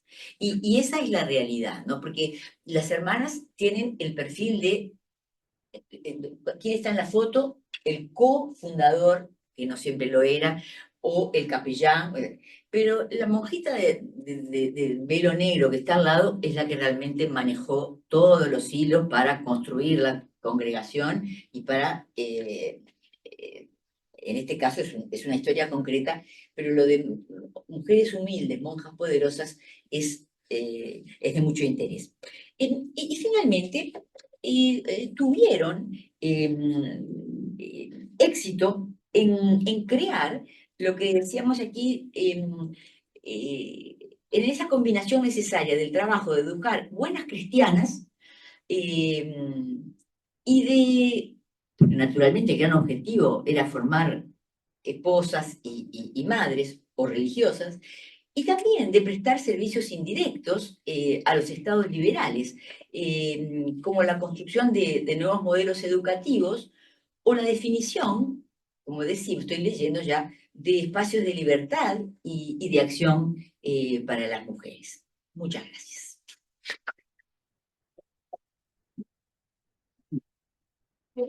Muy bien. Las dos se ajustaron satisfactoriamente Estás en el centro como la foto, pero... al horario. Lo pusimos en el centro como en la foto, pero Pero la que estamos tejiendo, la que tenemos que... Ahora nos corresponde a los demás, ¿no? O sea, queda abierta la posibilidad de hacer preguntas, y bueno, esperemos que sean precisas y que no sean excesivamente numerosas. ¿Alguna intervención ya? Si no, voy a hacer uso del privilegio como coordinador de hacer la primera pregunta. Bueno, naturalmente me surgen muchísimas, he escuchado con enorme interés y aprendiendo mucho las dos exposiciones. Pero quiero plantear, creo que es un tema en que estamos todos de acuerdo, la fecundidad de la investigación con perspectivas no nacionales, sino regionales. Es todo un cambio, es toda una etapa que yo creo que se está viviendo en la investigación, no solo historiográfica, ¿no?, de las ciencias sociales, y que progresa lentamente, pero progresa. Las visiones argentinas, uruguayas, brasileñas, chilenas, están siendo de a poco sustituidas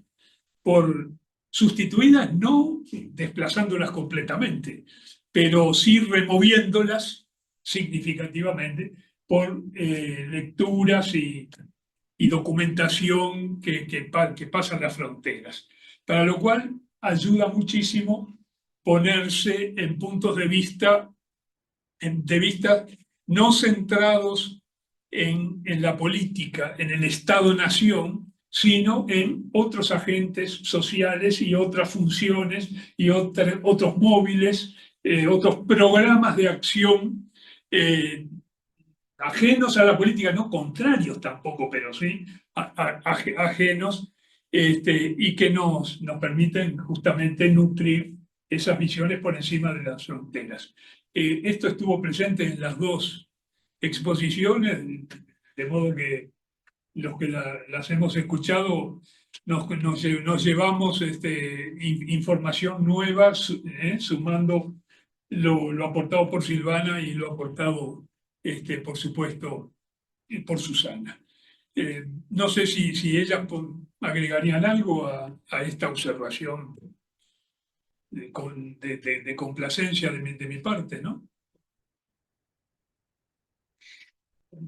bueno, en Susana, realidad, adelante. digamos, en el campo de la historia religiosa y especialmente en el campo de las migraciones religiosas, este enfoque transnacional, transcontinental, es fundamental, ¿no?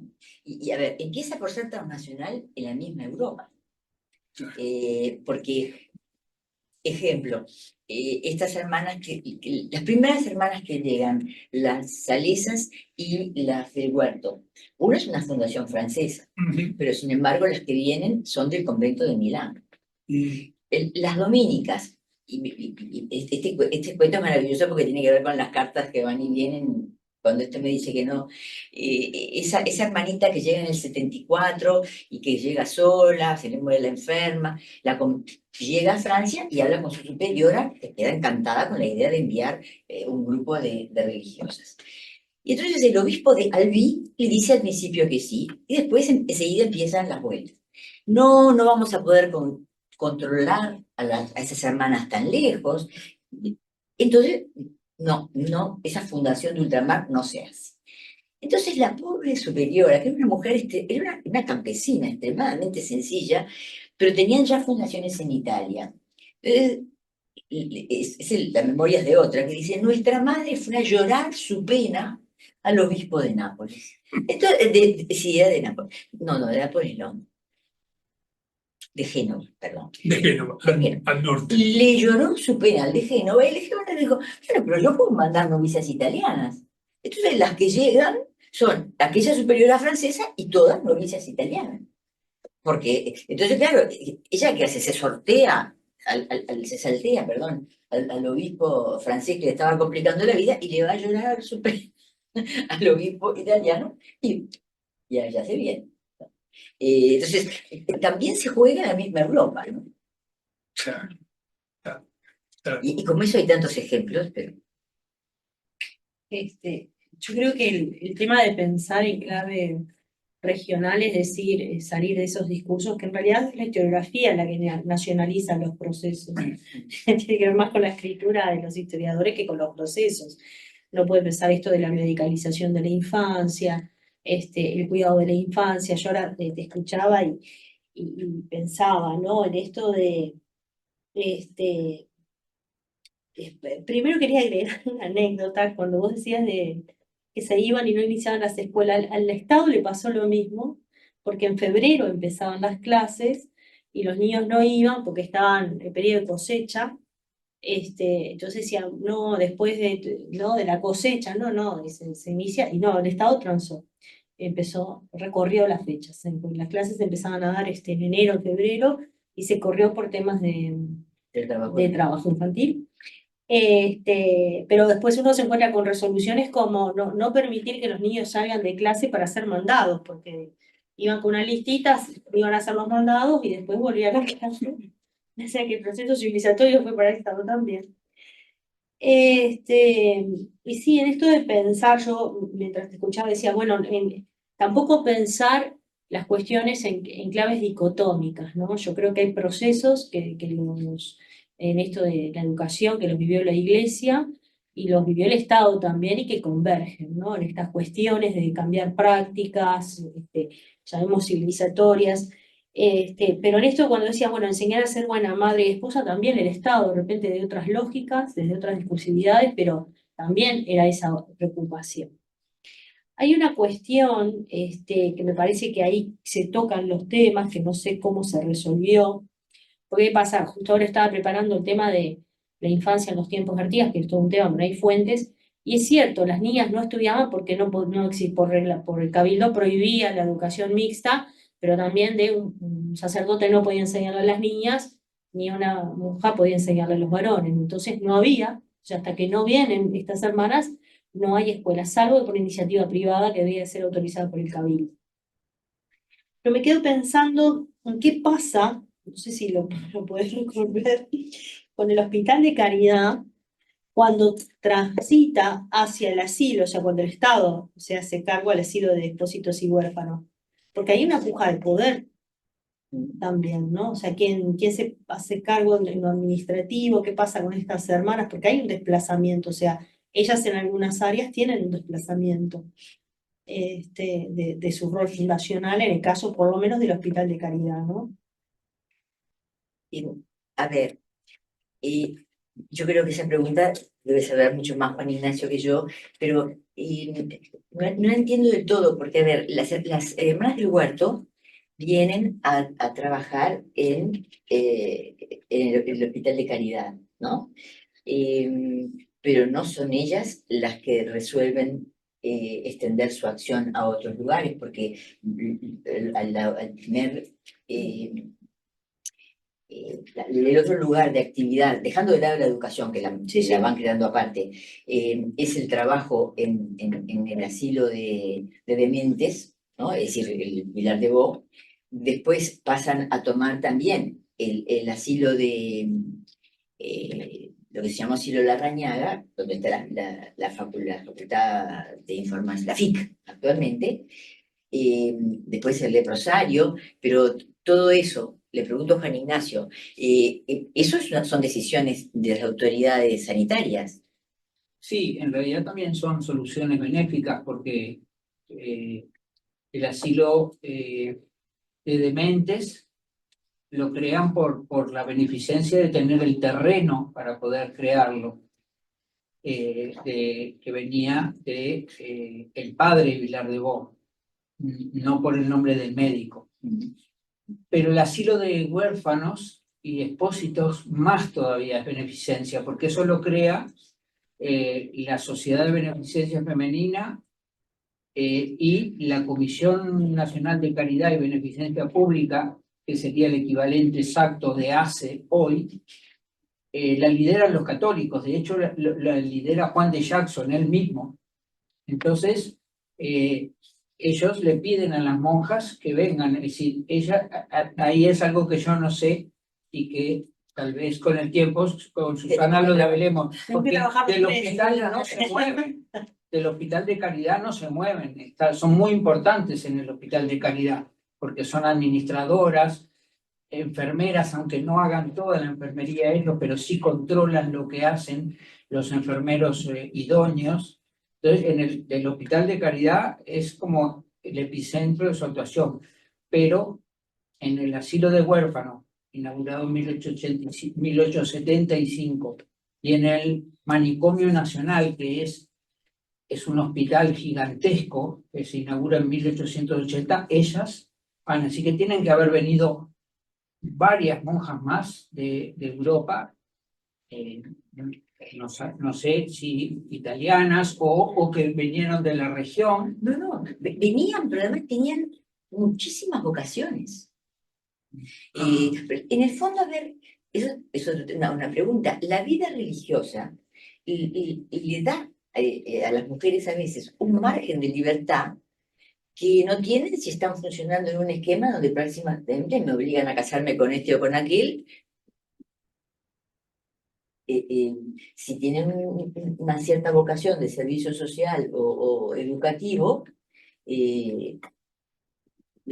se quedan en la vida religiosa, ¿no? Y uno, a ver, quiero volver a lo que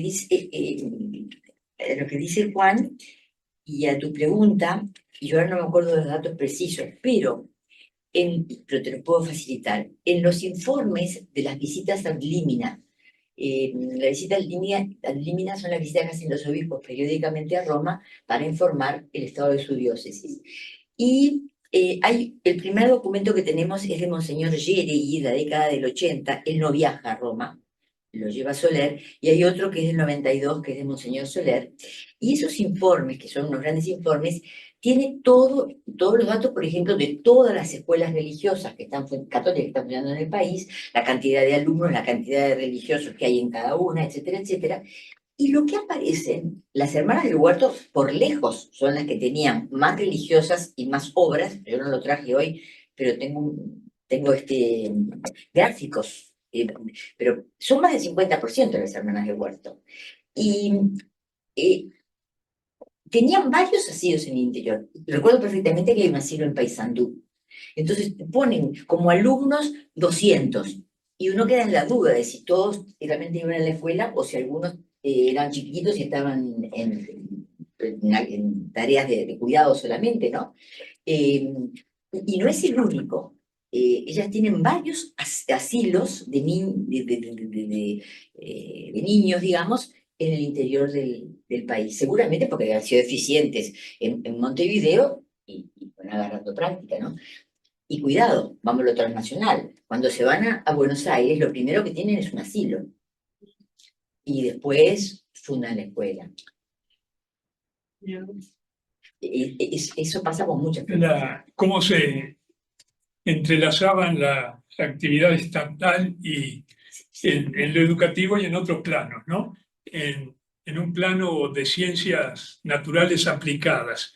Los salesianos, en vida de Don Bosco, en la década de 1870, son enviados a América del Sur. Don Bosco, que escribió incluso para difundir el sistema métrico decimal, para expandirlo en Italia, etc. Tenía vínculos con los científicos. Era amigo de un científico muy importante que era un presbítero, que no era un meteorólogo Dessa, de apellido, un italiano, segunda mitad del siglo XIX. Era muy amigo de este meteorólogo. Entonces envió a misioneros. Tú hoy mencionabas de paso colegios en San Pablo, en los que vinieron a Uruguay y se extendieron a Brasil, otros fueron para la Argentina y otros a Chile, estaban encabezados por Monseñor Lasaña, que murió en San Pablo en un choque de trenes. No tenía 40 años, era obispo, es ya un hombre destacadísimo, doctor en derecho canónico, etcétera, etcétera. Bueno, un individuo brillante. Vino con 6 o 7 seminaristas y algún presbítero más. Bien, otros iban a Argentina, a Chile, pero venían ya mandatados por Don Bosco para, además de formar colegio, acá el primero que crearon fue el Colegio Pío, que empezó a funcionar en 1876. Pero venían mandatados a establecer observatorios meteorológicos en la costa americana del Atlántico Sur, porque no había observatorios en la costa americana del Atlántico Sur. La navegación estaba librada a sus meras posibilidades. Bueno, por eso los salesianos fueron los primeros que crearon observatorios meteorológicos con tecnología de DESA, así con la tecnología más avanzada en la época, en Brasil, Uruguay, Argentina y el famoso de Punta Arenas en Chile. Los observatorios muy australes, todo esto yo me enteré hace muy poquito, son fundamentales, los más australes, porque los movimientos meteorológicos en América del Sur, sobre todo en el cono sur, van de sur a norte, y entonces las alertas tempranas las daban, sobre todo en aquella época, los que estaban más al sur. Bueno, pero les quería contar, el observatorio del Colegio Pío empezó a funcionar en 1882. En el 76 el colegio, el observatorio, con su torre ya de observación, sus instrumentos, etcétera, 6 años después, 1882. Era el primero y, por supuesto, de inmediato empezó a prestar servicios al puerto de Montevideo y a los buques que se aproximaban o salían del puerto, etcétera, etcétera. Bien, fue el único, y bueno, están los registros, 3 observaciones por día, están todos los hasta hoy, ¿no? Perfectamente conservado en los libros. En 1906, el Estado dijo, no puede ser, hay que crear uno, terminaba la primera presidencia de Valle, hay que crear, hay que nacionalizar la meteorología, bueno, que lo hizo en tantos órdenes. Ahora, ¿quién fue el primer director de meteorología? Que hasta los años 40, 30 años más, o más de 30 años, 35, fue Morandi. Bueno, Morandi vino con Lasaña, no estaba ordenado presbítero, no era sacerdote ordenado, era seminarista. Luego, digamos, dejó la carrera, se mantuvo en el Colegio Pío y dirigiendo el observatorio del Colegio Pío desde el 82. Hasta que pasó, bueno, como laico, en fin, se casó, se estableció en Villa Colón, estaba totalmente integrado. Y fue el primer director, ya les digo, durante 3 décadas más, Interesante. originariamente enviado por Don Bosco a establecer un observatorio en el Uruguay donde no había. En fin. Está en esta misma línea de lo transnacional, transcultural. Sí, exactamente, exactamente. Quisiera hacer una pregunta, que metemos la respuesta, pero es como para las dos. ¿Hay algún indicio de comunicación a nivel del campo educativo entre las congregaciones religiosas y el Estado bareliano, digamos?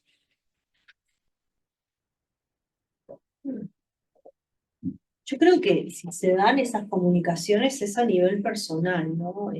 Sí. No sé, pienso en una figura como un poco antes, ¿no? Como Larrañaga, o sea, esas figuras que trascienden el tema político y operan ahí articulando ideas, ¿no?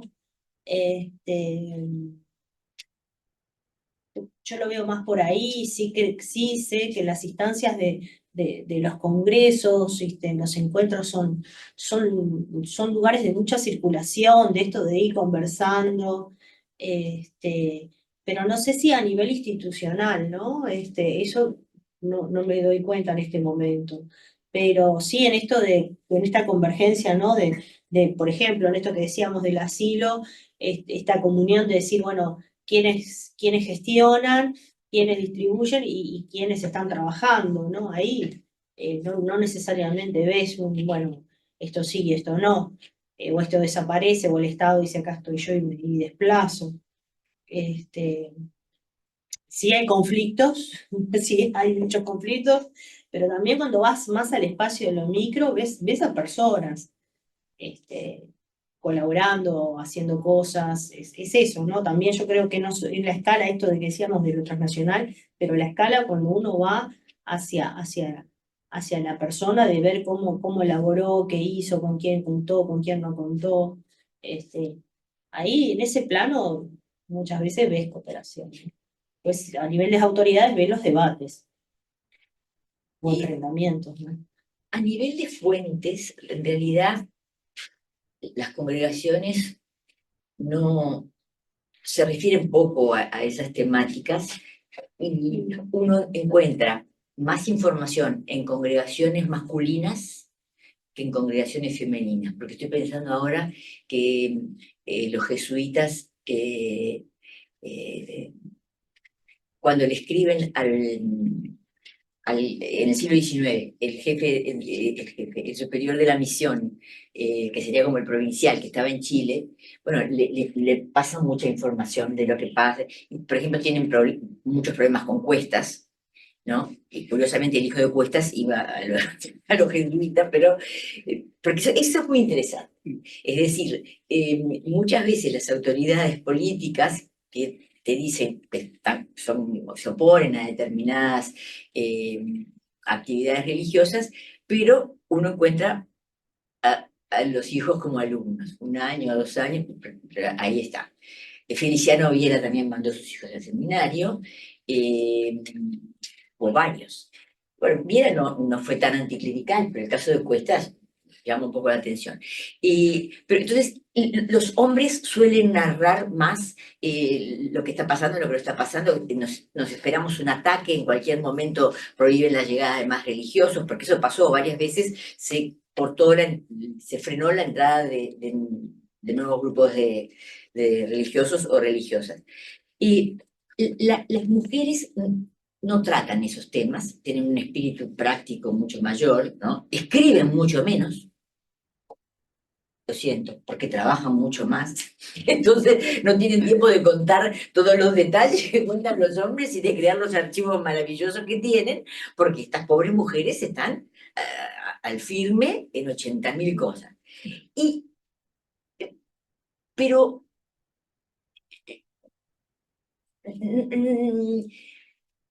Me llama también la atención que no existe un claro control del Estado sobre los colegios. Eso se empieza a ver claramente en la década del 30, en la segunda presidencia de Terra. Porque ahí aparece el concepto de habilitación, por ejemplo, a nivel secundario. Y en determinado momento, cuando hay yo lo estuve pensando hoy, son como unos 13 colegios que se habilitan para trabajar a nivel secundario, y no logré creerlos todos, pero hay solamente 3 privados laicos, que son el Colegio Alemán, el Elbio Fernández y el Liceo Francés, pero están... Me acordé del seminario, las dominicas, Santa Teresa, Sagrada Familia, Sagrado Corazón, pero alguno más, porque son 13, me parece, y la mayoría son católicos. Y claro, ahí en el siglo XX hay que empezar a cumplir una cantidad de reglas, y las religiosas tienen que ser maestras, ¿no? En el primer momento no estaban formadas en absoluto. Es decir, se van de ensayo y error, ¿no es cierto? Y la experiencia de las otras El Estado mismo tampoco las tenía. claro. O sea, Por eso no podía no, controlar. por eso no podía controlar.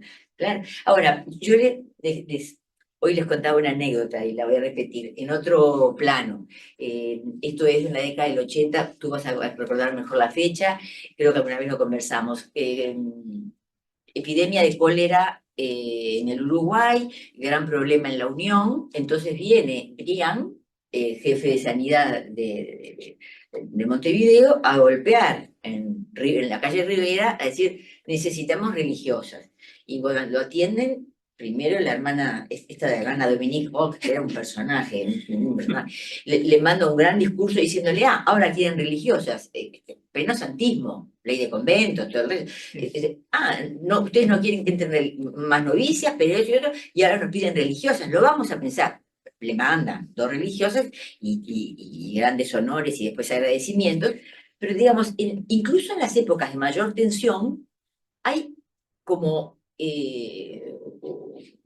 una colaboración mutua, ¿no? Es decir, hay como una conciencia de quién puede cumplir mejor esta función. Como tú lo sabes mejor que yo también, no había enfermeros titulados. Entonces las que lo podían hacer eran las religiosas que podían cumplir esas tareas.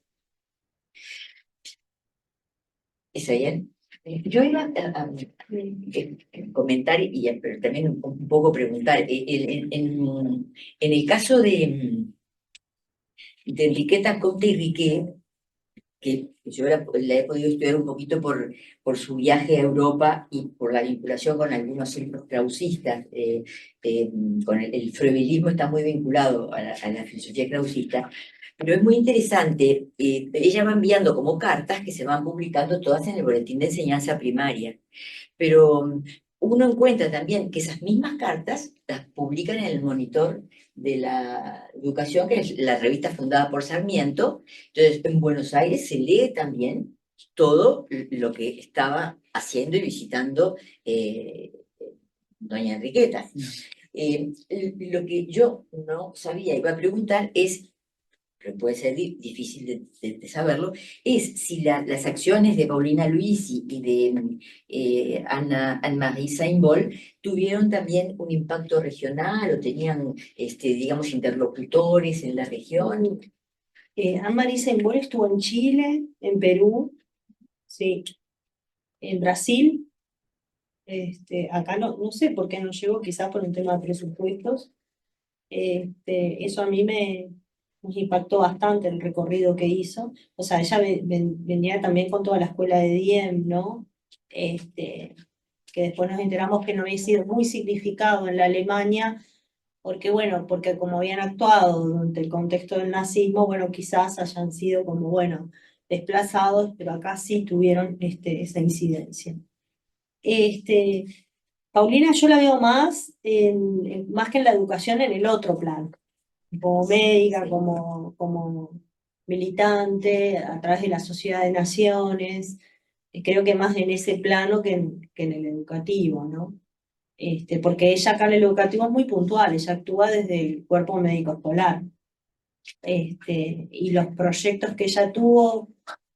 Por ejemplo, tuvo un proyecto muy interesante que es como una especie de esto de siglo lleva un territorio contra la lucha de la sífilis que replicaba como enfermeras para que fueran a los prostíbulos a enseñarles a las prostitutas que cómo evitar contagiarse. Que en realidad tiene que ver con esto de cómo evitar nacimientos de madres con sífilis, ¿no? Porque nacían prematuros, ciegos, con problemas. Entonces, eso es un proyecto que sí, por lo menos las fuentes que yo leí, se llevó a cabo, pero no, ahí no logro. Lo más regional o internacional es a través de los congresos en línea fundamentalmente, o cuando iba en representación en la Sociedad de Naciones, ¿no? Es muy interesante ver esos recorridos, ¿no? Pero seguramente tiene que haber mantenido correspondencia después con lo que a veces se guardan y a veces no, pero contactos Ese igual. archivo, por lo menos cuando yo lo consulté, recién estaba donado por la familia, entonces no estaba ordenado, había que ir y liquidar la carpeta ahí, porque después volvías y no se encuentra. Sí, claro, entiendo. Está en el Archivo de Literatura de la Biblioteca Nacional, en esa parte.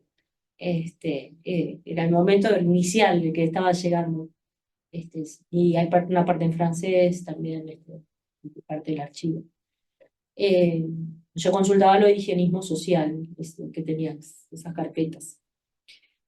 Pero sí, son esto de decir, bueno, estas experiencias, vos decías por ahí esto de que se pasan las fronteras políticas, ¿no? Y yo creo que las ideas es eso lo que tienen, ¿no? Y que no quedaron en ideas, que quedan en proyectos que hasta hoy en día están presentes, vigentes. En el caso de los religiosos y religiosas, además, ellos mismos se mueven, porque los trasladan. Entonces, muchas veces el que vivió 10 años acá, después termina en Chile y se muere allá, entonces las experiencias se mueven con ellos, ¿no? Eso pasa absolutamente. Hay un documento que yo he visto citado pocas veces. Digo, es lateral la vinculación con los temas de hoy, ¿no? Pero me parece muy relevante. El semanario Jaque debe haber sido allá por el 84 u 85. No la revista, sino el semanario, ¿verdad? Antes de la revista. Le hizo una entrevista a la monja que había atendido y que vivía, porque la habían atendido varias, pero en el hospital italiano, a José Valle Ordóñez, que murió en el hospital italiano, después de una internación bastante larga. Bueno, vivía en los 80 todavía, porque era muy joven cuando había atendido a Valle. Y le hace un largo reportaje, no recuerdo, uno de los periodistas de Jaque. A mi juicio, yo lo leí con muchísima atención, después no lo he vuelto a releer, ¿no? Pero recuerdo que es un reportaje muy bien hecho, y que el testimonio de esa hermana sobre sus conversaciones con Valle, los contenidos de las conversaciones, dan para muchísimo. Pero no lo he visto Reproducido aprovechado ese, y salió en Jaque. Hay que, en la Biblioteca Nacional está. tiene que estar, por supuesto, porque También. no hace tanto de eso. Don José terminó su interlocutora, bueno, dejando de lado la familia, al final fue una No hermanita recuerdo el nombre. enfermera. Sí, y lo que recuerdo es que la hermanita esta le pidió a su superiora para ir al Palacio Legislativo para visitar Al fallecimiento de Valle. Claro, No para la ver el capilla féretro. ardiente, sino, claro. Claro, y fue con la superiora, fue. Mira, yo lo que recuerdo es que, pero si alguien investiga, tiene que hacerlo con rigor metódico. Simplemente de memoria. Lo que yo recuerdo es que en las conversaciones se notaba más segura a la hermanita que a don José. Y las conversaciones tenían su cierta, no le digo que discutieron la existencia de Dios ni nada de eso, pero hablaban de moralidad, de fundamento de la moralidad, bueno, diríamos, ¿no? En fin, creo que eso daría para ser revisado Bueno, rigurosamente. Bueno, Sí. Fernando, perdón. Hablando justamente de presidentes o personas cercanas al expresidente de la República, hace más de una década la señora, el presidente Tabaré Vázquez, María Auxiliadora, colocó en la isla de Flores una imagen de la Virgen María, a raíz de que a fines del siglo XIX, allá por 1884, creo que por el gobierno de Máximo Santos, vino un grupo de monjas que después de pasar por Río de Janeiro hicieron la cuarentena en la isla de Flores. Yo no sé si conocen a qué congregación, pues cuando colocan la imagen, la señora de Tabaré Vázquez va y habla con unas monjas de esa misma congregación que habían pasado por la isla de Flores en la década del 80 del siglo XIX, y la imagen la hicieron y la llevaron, además de la señora del presidente de la República, el hijo Álvaro Vázquez, también unas monjitas representando a esa congregación. No sé si saben qué congregación. No tengo ni idea. A ver, todas pasaban por la isla de Flores. Yo no tengo claro si además de pasar, que por supuesto pasaban todas, además por la Isla Libertad, especialmente en la época de la fiebre amarilla, si llegaron a ofrecer, porque tengo entendido que algunas congregaciones hasta se quedaron atendiendo a algunos que pasaban 30, 40 días, porque la mayoría pasaban entre una semana y 10 días. Pero no sé si llegaron a ofrecer servicios de atención como, bueno, en el Hospital de Caridad. A ver, yo he leído varios relatos de viaje, ¿no? En donde siempre cuentan su llegada a la isla de Flores, y en general es una semana lo que pasan. La cuarentena eran 7 días.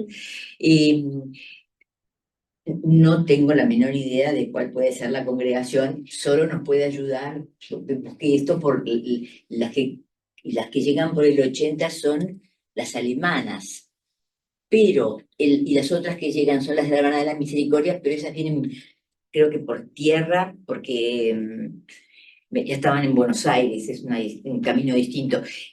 Ahora le pregunto otra vez a nuestro especialista Juan, funcionó Lazareto en la isla de Flores, ¿no? Sí, a partir de 1868. ¿Y ahí no había hermanas del huerto? Desconozco. Porque como estaba en Lazareto, Pero capaz que hubo algún es decir, es una hipótesis, ¿no? es una hipótesis. No creo, porque era un lugar. El médico que estaba en el Lazareto era un médico que era como un médico principiante o un extranjero de poco llegado, Suicida. Mejor no ir al y Lazareto. lo mandaban al Lazareto. No había capilla. Sí, parece que... Bueno, yo no sé lo que había, porque el resto, yo nunca fui a la isla de Flores y muero por ir. Pero hay restos, construcciones muy importantes. Bueno, lo vamos a investigar. Le prometo. ¿Qué archivo habría que ir? Muelle, con la imagen justamente que se colocó en el 2012.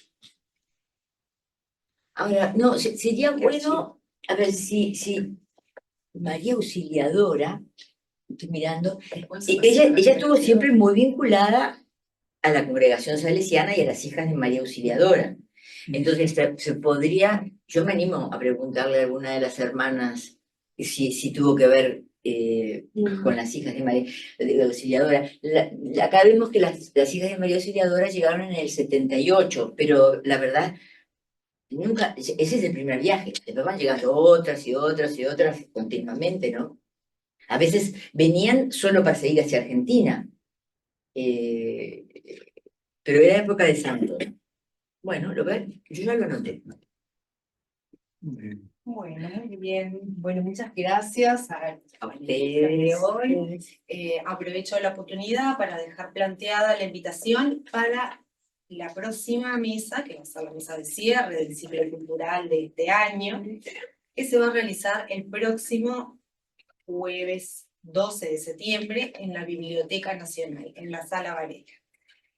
El nombre de esta mesa va a ser Montevideo y sus cronistas, y van a participar Carlos María Domínguez, María Emilia Pérez y el director de la Biblioteca Nacional, Valentín Trujillo. Están todos invitados para esta última mesa del ciclo. Muchísimas gracias y buenas noches para todos.